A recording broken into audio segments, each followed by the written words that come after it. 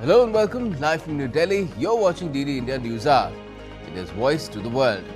I'm Gautam Roy, and coming up in the next hour, India's Prime Minister Narendra Modi tells the country's diaspora in the US that the American Indian spirit is the new AI power of the world. मैं मानता हूं कि AI का मतलब है America India, ये spirit है. India to open 2 new consulates in the US in the cities of Boston and Los Angeles. Prime Minister Modi makes the announcement at a mega Indian diaspora event in New York. Anura Kumara Dissanayake wins Sri Lanka's presidential election. India's Prime Minister Modi congratulates Dissanayake over his victory. The Israel-Hezbollah conflict escalates with more airstrikes and rocket fires exchanged. US President Joe Biden says he is doing all he can to prevent a wider war from breaking out in the region.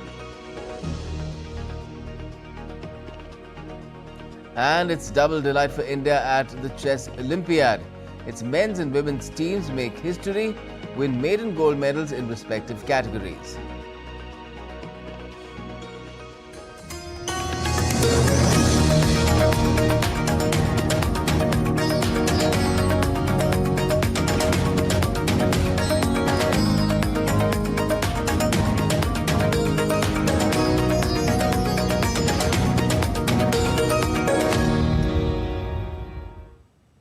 Well, first up, all the updates from Prime Minister Modi's US visit. Well, the Prime Minister has interacted with CEOs of leading US-based companies to foster greater collaboration between the two countries in cutting-edge areas of AI, quantum computing, semiconductors and biotechnology. US CEOs roundtable meeting took place in New York City. Prime Minister Modi engaged directly with CEOs from leading US-based companies. Alphabet CEO Sundar Pichai was also participating in that meeting. These were largely CEOs of tech and pharma companies. Prime Minister Modi also met Sheikh Sabah Al Khalid Al Sabah Al Hamad Al Mubarak Al Sabah, Crown Prince of Kuwait, during his US visit. The meeting took place at Lotte New York Palace Hotel in New York, US. And the Indian PM also met Nepal's counterpart KP Sharma Oli in New York. The meeting took place on the sidelines of the 79th session of the United Nations General Assembly. This is their first meeting since Oli assumed office for the third time in July this year. The discussions focused on bilateral relations and regional issues.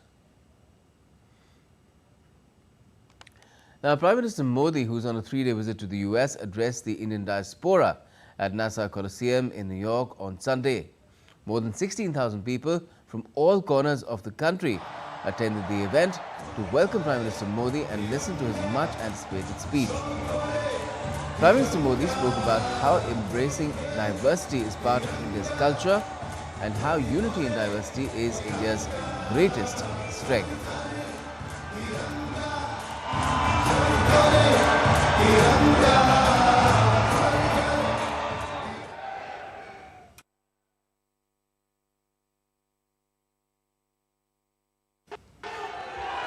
मां भारती ने जो हमें सिखाया है वो हम कभी भी भूल नहीं सकते. हम जहां भी जाते हैं सबको परिवार मानकर उनसे घुल मिल जाते हैं. डायवर्सिटी को समझना, डायवर्सिटी को जीना, उसे अपने जीवन में उतारना, ये हमारे संस्कारों में है, हमारी रगों में है.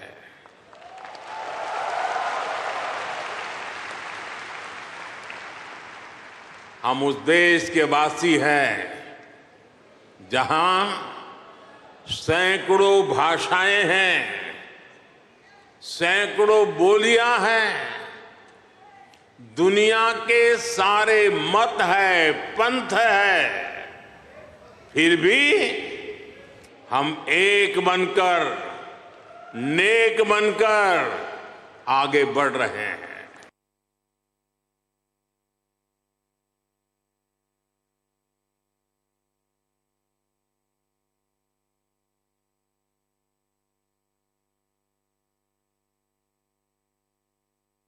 आपने अमेरिका को भारत से और भारत को अमेरिका से कनेक्ट किया है। आपका स्किल, आपका टैलेंट, आपका कमिटमेंट, इसका कोई मुकाबला नहीं है।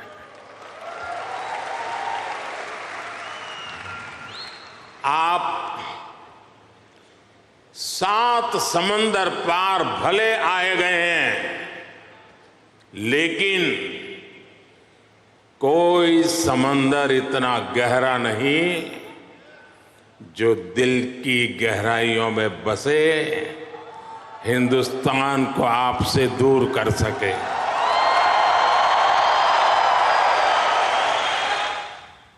India's Prime Minister also said that for the world, AI stands for artificial intelligence, but AI also represents American Indian spirit. दुनिया के लिए AI का मतलब है आर्टिफिशियल इंटेलिजेंस, लेकिन मैं मानता हूं कि AI का मतलब है अमेरिकन इंडियन।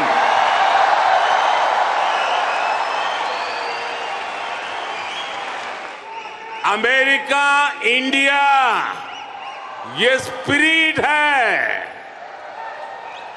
और वही तो नई दुनिया का AI पावर है।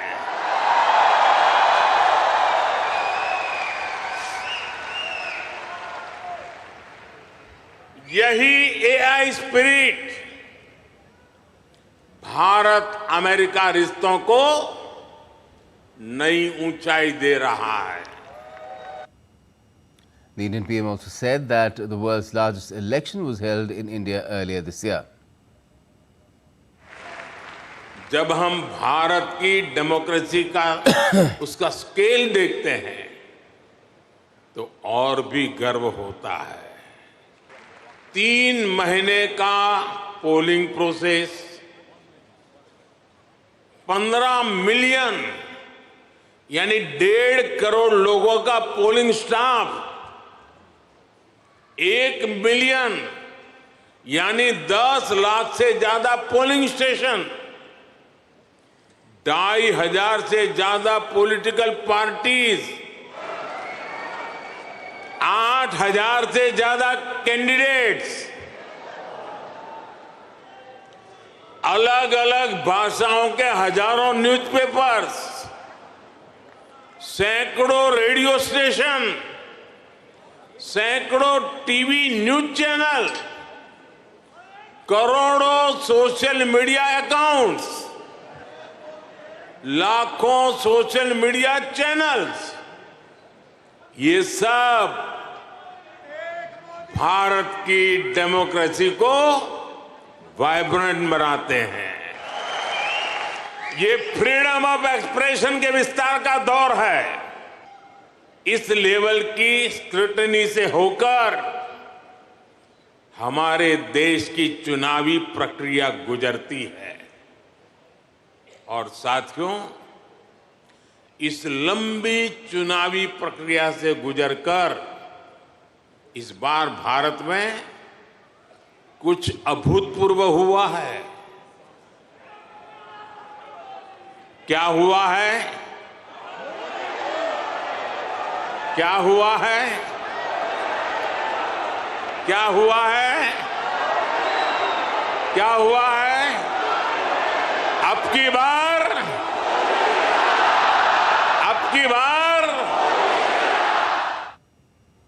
Also in his address, the Prime Minister spoke about his vision for India's future.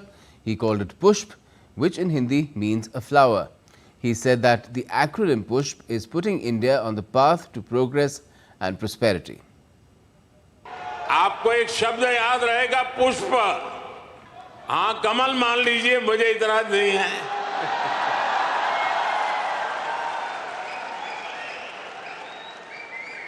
पुष्प. और मैं पुष्प को डिफाइन करता हूं. P for progressive Bharat, U for unstoppable Bharat, S for spiritual Bharat, H for humanity first को समर्पित Bharat, P for prosperous Bharat, यानी पुष्प. पुष्प की 5 पंखुड़ियों को मिलाकर ही विकसित भारत बनाएंगे. Prime Minister Modi also said that India is now a land of opportunities. The country does not wait for opportunities to come by anymore. Instead, it creates them. Bharat आज लैंड ऑफ अपॉर्चुनिटीज है, अवसरों की धरती है. अब भारत अवसरों का इंतजार नहीं करता.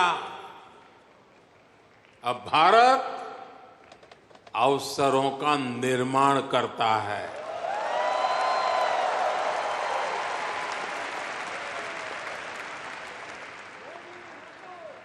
बीते 10 साल में भारत ने हर सेक्टर में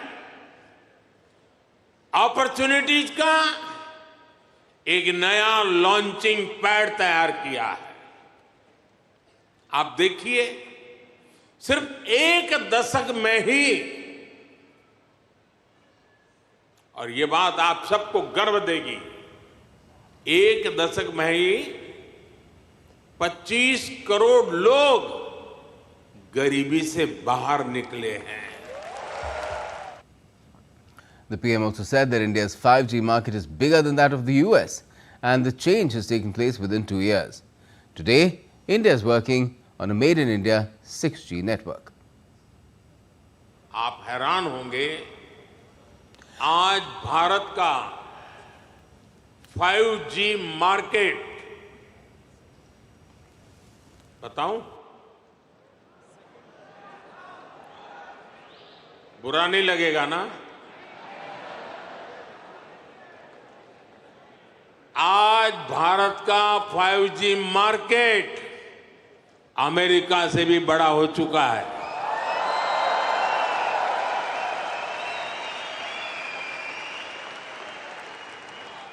और ये 2 साल के भीतर भीतर हुआ है. अब तो Bharat made in India 6G पर काम कर रहा है. ये कैसे हुआ?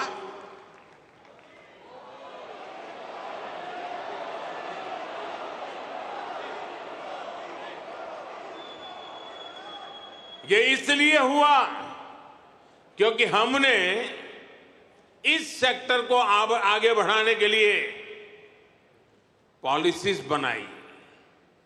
हमने मेड इन इंडिया टेक्नोलॉजी पर काम किया. हमने सस्ते डेटा पर मोबाइल फोन मैन्युफैक्चरिंग पर फोकस किया. आज दुनिया का करीब करीब हर बड़ा mobile brand made in India है. And the Indian Prime Minister also spoke about how the country will play a role in enhancing global growth. आज का भारत दुनिया में एक नए कैटलिस्ट एजेंट की तरह उभर रहा है और इसका प्रभाव हर सेक्टर में दिखेगा. ग्लोबल ग्रोथ के प्रोसेस को तेज करने के लिए भारत का रोल अहम होगा. ग्लोबल पीस के प्रोसेस को तेज करने के लिए भारत का रोल अहम होगा। ग्लोबल क्लाइमेट एक्शन को स्पीड अप करने में भारत का रोल अहम होगा। ग्लोबल स्किल गैप को दूर करने में भारत का रोल अहम होगा। ग्लोबल इनोवेशंस को नई दिशा देने में भारत का रोल अहम होगा। ग्लोबल सप्लाई चेन में स्टेबिलिटी के लिए भारत का भूमिका अहम होगा। साथियों, भारत के लिए शक्ति और सामर्थ्य का अर्थ है, भारत के लिए शक्ति और सामर्थ्य का अर्थ है ज्ञानाय, दानाय, च रक्षणाय। यानी knowledge is for sharing, wealth is for carrying, power is for protecting. At the same diaspora event, the Prime Minister also announced that India will open 2 new consulates in Boston and Los Angeles in the US. मुझे आपको ये बताते हुए खुशी है कि आपके सुझावों के बाद भारत ने बोस्टन और लॉस एंजलिस में 2 नए कॉन्सुलेट खोलने का निर्णय लिया है। And still to come on DD India News Hour. Olaf Scholz's party beats far-right AfD in East German state vote. And hundreds of people in Tunisia hold a sit-in against President Kais Saied.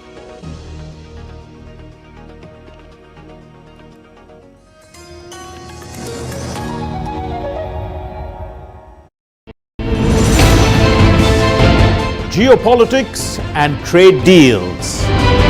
Economic challenges amid development. Hard work and the path to prosperity. It's the economy always. Between walkers, money is what money does and says. Supply creates its own demand. Between the bulls pulls and bears tears. When supply chains globalization and India rises to the podium. We'll get you centered with the economic brief at 8 p.m. every Thursday on DD India. Welcome back. You're watching DD India News Hour. I'm Gautam Roy. And time now to once again get you an update from what's been happening in New York, where Prime Minister Modi's US visit is on. And you can see he's just met Palestinian President Mahmoud Abbas there. The Palestinian President calling on Prime Minister Modi. And we've seen Prime Minister Modi in his trip also, apart from holding a bilateral meeting with Joe Biden, his host during this visit. He's also met Quad leaders bilaterally as well, apart from holding that Quad meeting with them. And we've seen through the day he's met other world leaders too, from Kuwait as well as Nepal. Nepalese Prime Minister having his meeting with Prime Minister Modi in New York after having been once again appointed to the chair of Prime Minister in July. And here you can see Mahmoud Abbas embracing Prime Minister Modi and holding talks with him. We've seen calls of India lending a hand in trying to end the Gaza war as well in the past. We've heard those appeals being made by Palestinian Prime Minister, also Palestinian envoy in Delhi, that somehow an Indian role could be found in helping end this crisis that has been ongoing since the 7th of October. And although there have been people in the middle of it trying to work something out, the US, of course, leading for the West, and there are the powers from the region as well. Talks have been going on in Doha, but so far the ceasefire and hostage exchange deal has not been worked out. Instead, the conflict has only escalated. Now, Israel and Hezbollah in Lebanon have been exchanging fire on a regular basis. The matter escalated since there were these pager and walkie-talkie blasts among several hundreds of Hezbollah cadres, where although Israel has not claimed any responsibility, it's being blamed for it squarely. Now, Prime Minister Modi's address at the Summit of the Future at the United Nations will take centre stage on day 3 of his US visit. World leaders are expected to deliberate upon the course correction needed to make sustainable development for all a reality. DD India's Shubhendu Ghosh brings us more.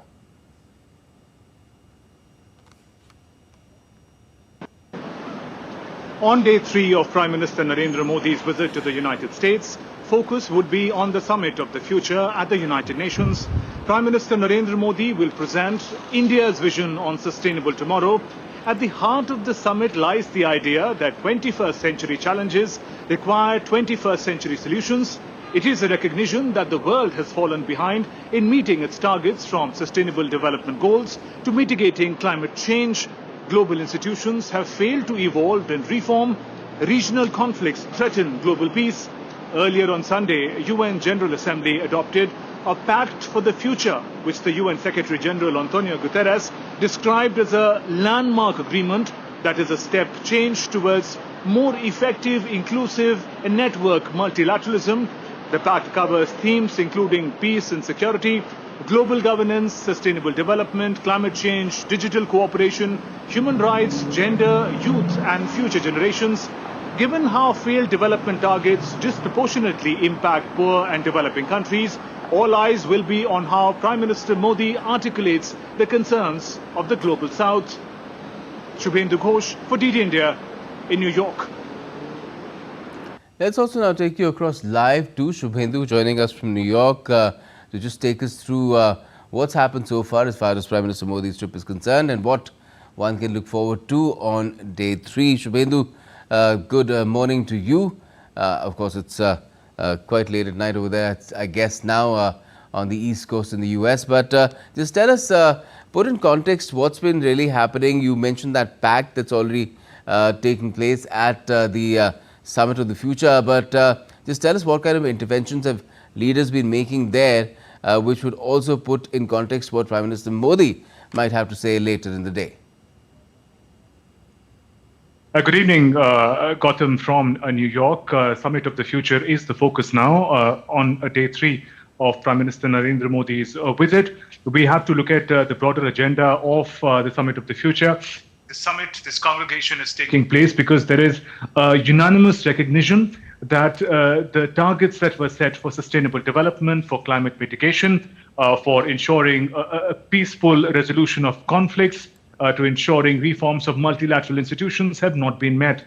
United Nations General Secretary, using his power, had summoned this conference, which brings world leaders together on the same platform to be able to reimagine and analyze the path that the world has taken so far and what kind of correction would be required to ensure that sustainable future does not just remain a theoretical concept. Now, the concerns of the Global South are taking center stage. The disproportionate impact of climate change, of the conflicts on the Global South, have been highlighted in the interventions that we are witnessing at the UNGA. India is often referred to as the new leader of the Global South, given the assertive, forceful manner in which Prime Minister Narendra Modi takes up the cause of the Global South in the G20, expanding the paradigm of G20, bringing in the African Union, to talking about climate justice in climate summits on behalf of the Global South. Prime Minister Narendra Modi has not left any opportunity to make the case stronger for the Global South nations on the global platform. And now when he addresses the summit of the future, expectations are that Prime Minister would take forward his interventions in this domain. The other leaders are also recognizing that a number of climate commitments that were made by the developed world for the developing world have not been met even in fact far from achieving the bare minimum that was required. So this is an important moment in history as far as sustainable development goal for the international community is concerned, and all eyes now on Prime Minister's address. Gautam? Yes, certainly. And Shubhendu, Prime Minister's address will of course tell us what kind of points does he want to make to the world where the future is concerned. But even in terms of getting some sort of, deriving some sort of information or indications from what has already happened during his US trip, could you also put that in context into in terms of what he's done along with Joe Biden in their bilateral meet, and then of course in the Quad Summit too? That's an interesting question, Gautam. If we look at the entire tour visit so far in a context that leads up to Prime Minister's participation at the United Nations in the Summit of the Future. In the Quad Summit, we see the manner in which India, United States, Australia, Japan together put forth a certain model of cooperation in the Indo-Pacific region specifically, but that is a model of cooperation that perhaps is required across the world, where one another's strengths are put together to become a force for a greater good. We see the manner in which Pacific nations are said to benefit from all that has been decided in the Quad Summit. Just for an example, the kind of commitment that the leaders have made for in the health sector to tackle the challenge of cancer that affects the entire world, but perhaps disproportionately the countries of the global south.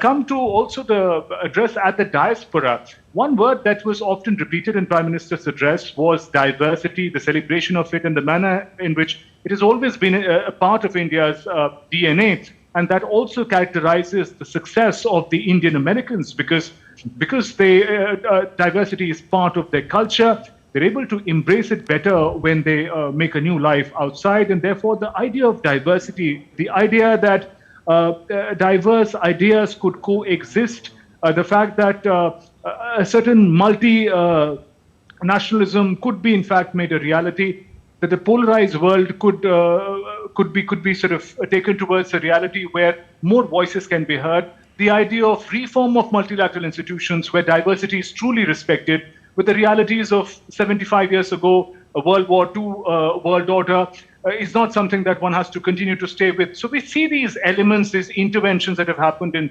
various engagements leading up to this United Nations Summit of the Future.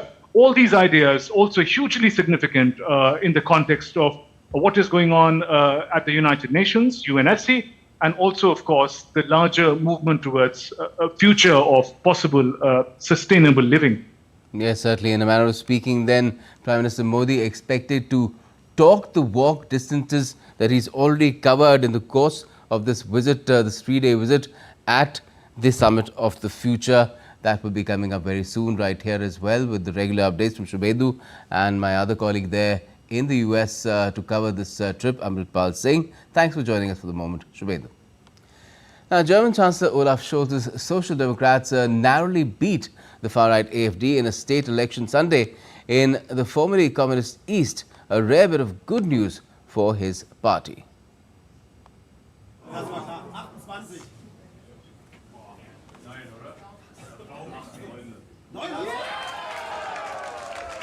Now, Scholz's centre-left SPD won around 31% in the state of Brandenburg against the anti-immigration pro-Russian Alternative for Germany, which scored about 29%.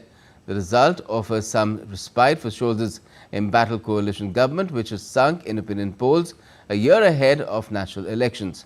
The vote in Brandenburg has been closely watched because Scholz's SPD has ruled there ever since Germany's 1990 reunification. The Chancellor's own electoral district is in the state capital Potsdam, outside Berlin. The AfD had hoped to replicate its recent electoral success in the East 3 weeks ago. It stunned the political establishment by winning its first ever parliamentary vote in the eastern state of Thuringia and coming a close second in neighbouring Saxony. Now, hundreds of Tunisians protested on Sunday against President Kais Saied, accusing him of deepening his authoritarian rule and stifling political competition 2 weeks before a presidential election. The protests came after lawmakers proposed a bill to strip the administrative court of its authority to adjudicate electoral disputes, a move that the opposition says would discredit the 6th of October election and pave the way for Syed to secure a second term.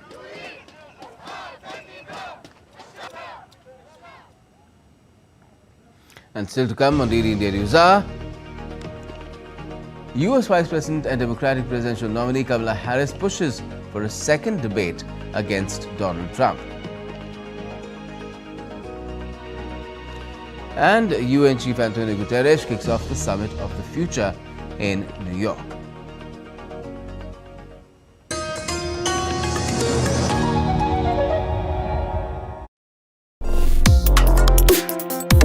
Complex issues, hidden agendas, twists and turns, strategic games. We think all dots are linked. We just need to connect them. Join me every week as I connect the dots to unravel hidden designs in statecraft, mysteries, and decode issues that matter to you. Watch Connecting the Dots with me at these times on DD India.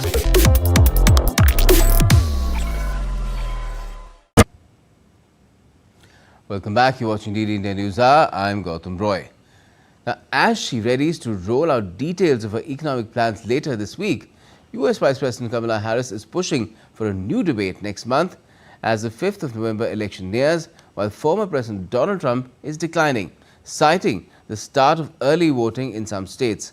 On Sunday, Kamala Harris urged Trump to accept a proposal to debate on CNN on the 23rd of October as a follow-up to their 10th of September debate on ABC. Join me on the debate stage. Let's have another debate. There's more to talk about, and the voters of America deserve to hear the conversations that I think we should be having on substance, on issues, on policies. What's your plan? What's my plan? And we should have another one before Election Day. So, thank you all. Harris, speaking to reporters on Sunday, said she would outline her vision for the economy in a speech this week. So I'm going to be giving a speech this week that is really to outline my vision for the economy. As you've heard me talk about, I believe in what we can create in terms of opportunity for the American people. I've named it an opportunity economy, which really, in short form, is about what we can do more to invest in the aspirations, the ambitions, and the dreams of the American people, while addressing the challenges that they face, whether it be the high price of groceries or the difficulty in being able to acquire home ownership, because for a number of reasons, including we don't have enough housing supply. I hope you didn't miss her infamous pearl earrings. Now, United Nations Secretary General Antonio Guterres has kicked off the Summit of the Future on Sunday. He's called on countries at the summit to consider deep reforms to make global institutions more legitimate, fair and effective, based on the values of the UN Charter. We are here to bring multilateralism back from the brink.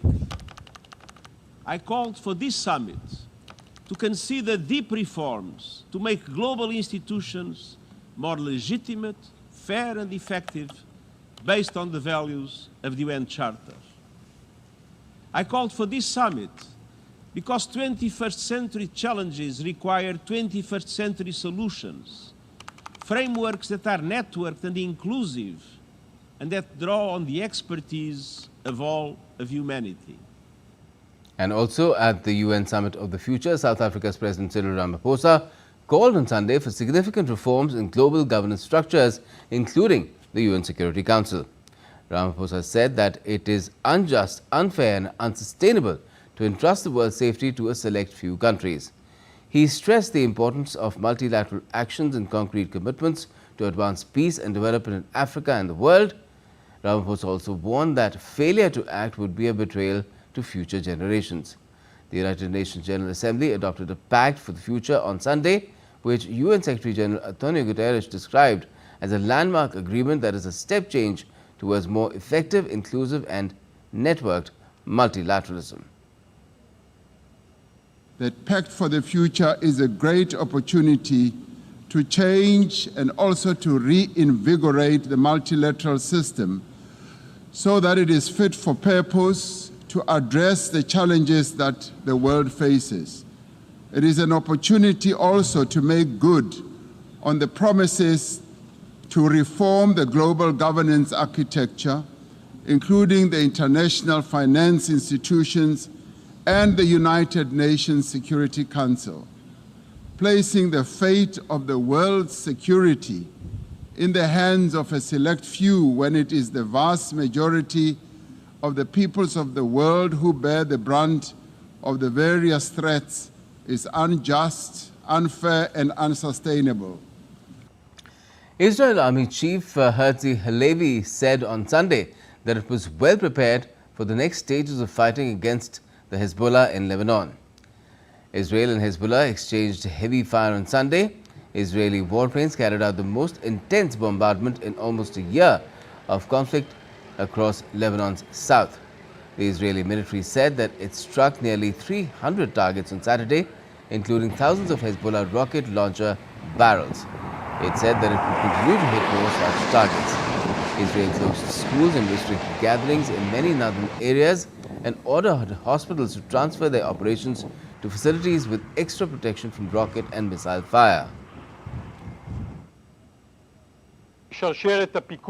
We have attacked over the past few days hundreds of terrorist targets in Lebanon. This morning, Hezbollah fired to the north once more. This fire was directed towards civilians. No sovereign state can tolerate such a threat against its citizens and its sovereignty. Hezbollah places its launchers next to Lebanese civilians, and by that it endangers them. We will do whatever it takes to remove threats against Israel. We will return the residents safely to their homes. Of Hezbollah still has not understood this after the past 2 weeks, then it will keep getting hit until it does. The Israeli army also released a short video of the Home Front Command inspecting the damage from Hezbollah rockets hitting Kiryat Bialik on Sunday. The army said in their Telegram channel that there had been a barrage of rockets from Lebanon into northern Israel overnight and on Sunday morning. 2 elderly men and a teenage girl were wounded by shrapnel in Kiryat Bialik, Israel's medic services reported.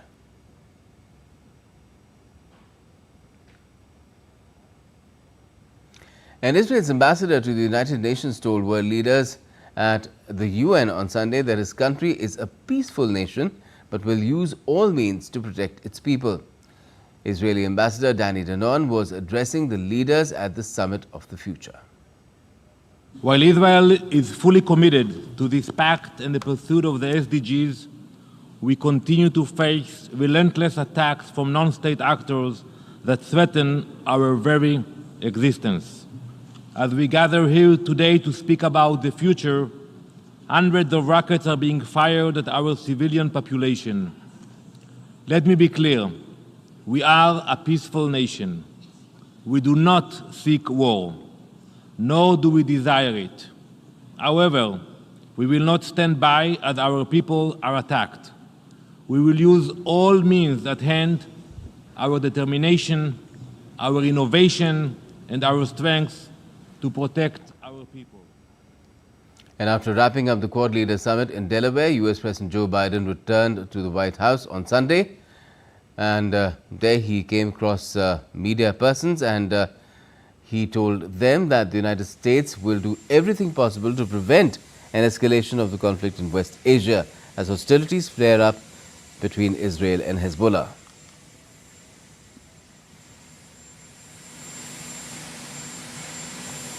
The war from breaking out, and we're still pushing hard. Thank you. Biden also said that the meetings with Quad leaders were successful and that they are working unitedly. Quad in Delaware. Total unity, we're all working together. We feel good about what we're doing, and I think the other leaders do as well. Ukrainian President Volodymyr Zelensky arrived in the United States on Sunday to attend sessions at the UN General Assembly and urged his partners to help achieve a shared victory for a truly just peace. In his video, Zelensky said Ukraine was doing everything it could by acquiring weapons and through diplomacy to consolidate our partners' support and force Russia into peace. Sri Lanka elected a Marxist-Leninist leader, Anura Kumara Dissanayake, as its new president on Sunday, putting faith in his pledge to fight corruption and bolster a fragile economic recovery following the South Asian nation's worst financial crisis in decades. 55-year-old Dissanayake, who does not possess political lineage like some of his rivals in the presidential election, knocked out incumbent Ranil Wickremesinghe and opposition leader Sajith Premadasa. The election was a referendum on Wickremesinghe, who led the heavily indebted nation's fragile economy and its recovery from an economic meltdown, but the austerity measures, which were key to this recovery process, angered voters. He finished third with 17% of the votes. Dissanayake polled 5.6 million or 42.3% of the votes, a massive boost to the 3% he had managed in the last presidential election in 2019. Premadasa was second at 32.8%. There was a need for a government with a mandate from the people if you want to rescue the country from the crisis. We know in the recent past the mandate was distorted. The distortion of the people's mandate affected the parliament and other institutions beyond that. The people's mandate that is needed to take this country forward is being established. That was the main point of the presidential election. And I think the general election should be held immediately after. And Prime Minister Modi has congratulated President-elect Dissanayake. He wrote on X, and I quote, "Congratulations, Anura Dissanayake, on your win in the Sri Lankan presidential elections. Sri Lanka is very important to India's neighbourhood first policy and Vision Sagar. I'm excited to work with you to build our partnership and improve lives of our people and the entire region." Unquote. Also, India's High Commissioner to Sri Lanka, Santosh Jha, called on the President-elect. The envoy conveyed the greetings from India's leadership and congratulated Dissanayake on winning the mandate. India, as Sri Lanka's civilizational twin, says it is committed to further deepening ties for the prosperity of the people of their two nations.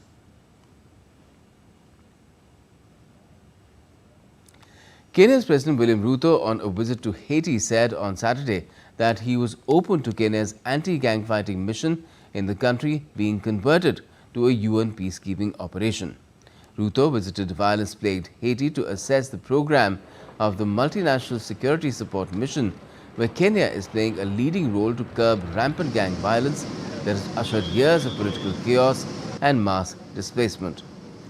The mandate of the mission, first approved by the United Nations Security Council for 12 months, is set to expire at the start of October. The 15-member UN Security Council is due to vote on the 30th of this month on renewing this mandate. As you are all aware, on the 21st of September last year, a day like today, I stood before the United Nations General Assembly to undertake Kenya's leadership of the multinational security force, subsequent to the United Nations Security Council providing the necessary mandate.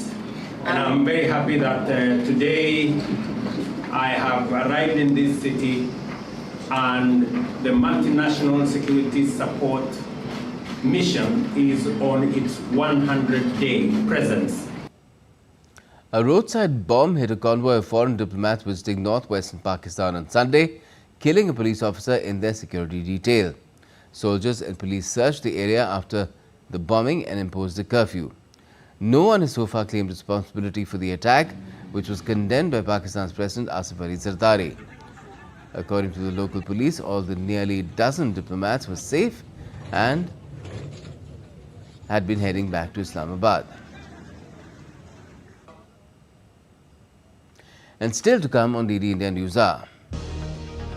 The United States facilitates the return of 297 antiques that had been stolen or trafficked from India.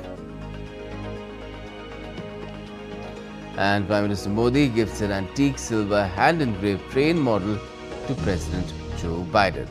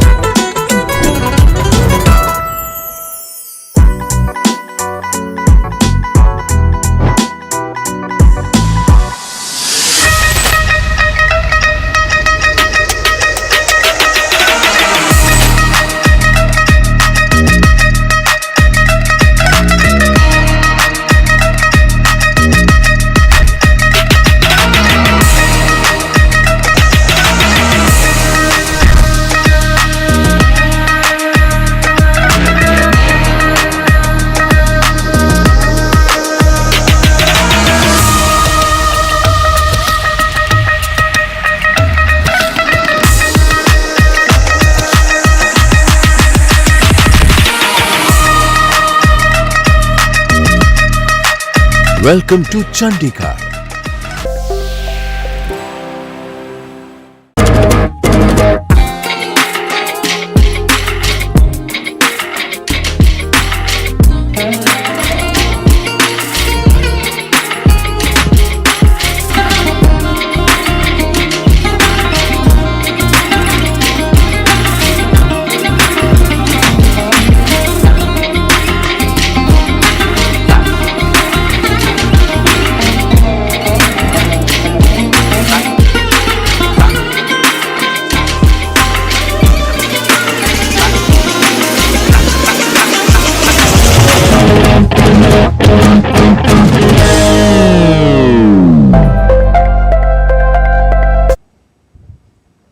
Welcome back. You're watching DD India News Hour. I'm Gautam Roy. India's Prime Minister Modi has gifted an antique silver hand-engraved train model to President Joe Biden. Signifying the robust linkages between India and the US, the model has been customized by inscribing Delhi, Delaware on the sides of the main carriage and Indian Railways on the sides of the engine in English and Hindi, based on the standard format used on passenger trains in India. This vintage silver handcrafted train model is a rare and extraordinary piece, masterfully crafted by artisans from Maharashtra, renowned for its rich heritage in silver craftsmanship. This masterpiece not only highlights the artisan's exceptional skill, but also serves as a glowing testimony to the long history of Indian Railways and its global influences.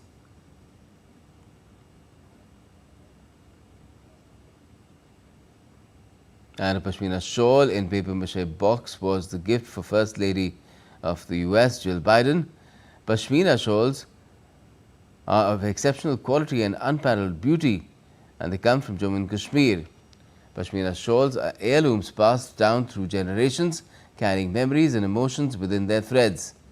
Pashminas are traditionally gifted or given in papier-mâché boxes from Jammu and Kashmir, which are renowned for their exquisite beauty and craftsmanship. And during Prime Minister Modi's ongoing visit to the US, the Americans have facilitated the return of 297 stolen or trafficked antiquities to India.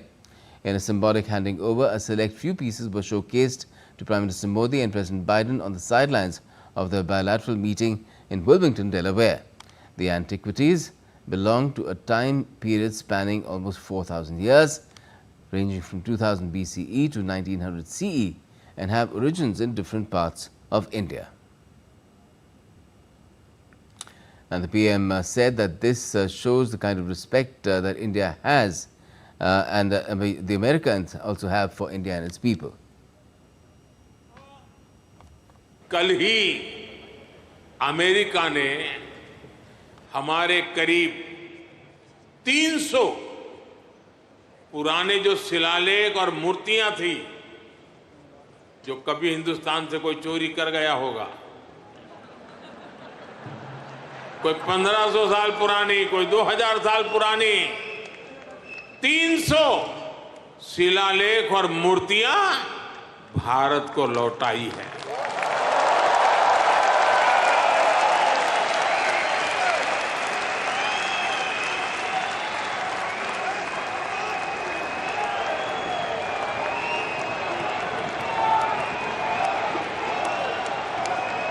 अभी तक America ऐसी लगभग 500 धरोहरें भारत को लौटा चुका है।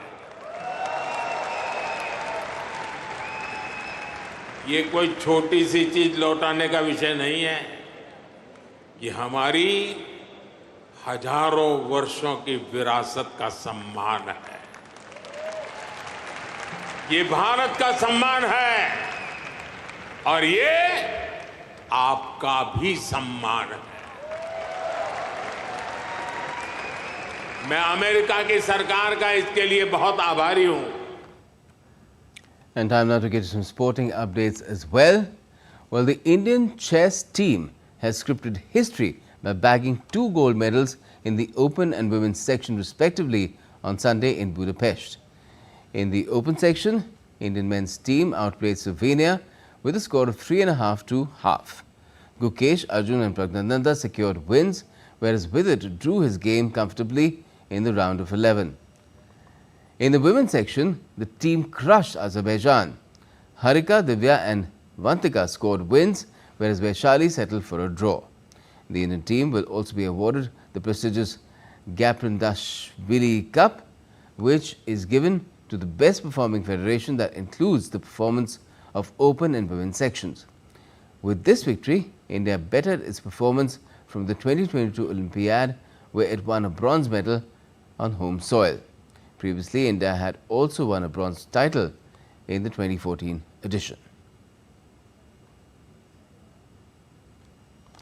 And Prime Minister Modi on this win has said that every Indian is proud of this achievement by the Indian chess team.